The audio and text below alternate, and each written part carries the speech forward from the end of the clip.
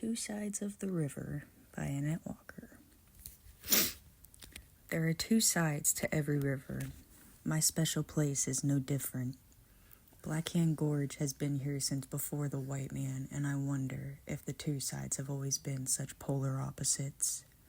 Today, if you visit, you're presented with two choices. The parking lot your GPS takes you to, with a paved trail that stretches for miles, families walking dogs and kids racing on rollerblades, friendly chatter as you pass each group. Or you go with a seasoned veteran who tells you to park in a hidden lot and takes your hand as you dive deep into the lush green foliage, new wonders to discover under every overturned leaf.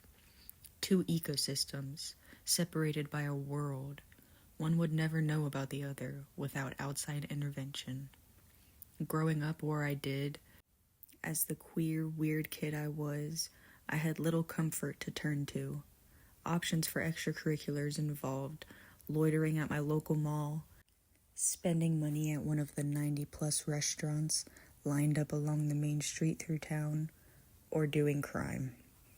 Blackhand quickly became my escape, my reprieve, my peace. My sister was the first one to take me to the secret side of the river. We made the hike with 2 water bottles and a blanket. Nothing fancy.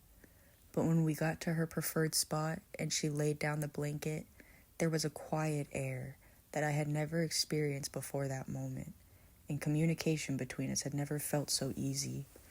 We laid there and talked, just talked, about soccer tryouts, and how she's thinking about becoming vegan, and how our little sister is coming into her own, and our father's violence, and what's for dinner tonight. The first place I ever had a clear, cohesive thought.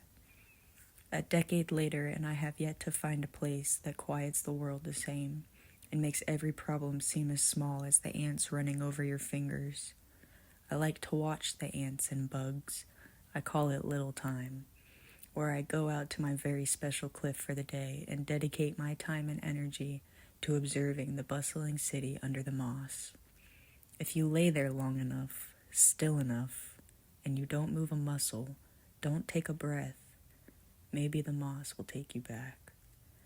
Tangling through your fingers, over your eyes, through your ears and mouth, spiders making homes in your nostrils and fungi growing from your toes.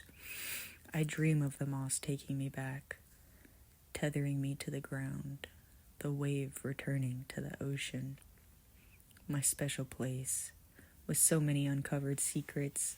While digging around on the web, I stumbled upon the story behind the name, and it turns out my very special cliff has been very special for a long, long time. The story goes, over 3,000 years ago, the cliff was used as a pass-through point for the Native Americans traveling to the Flint Ridge not far.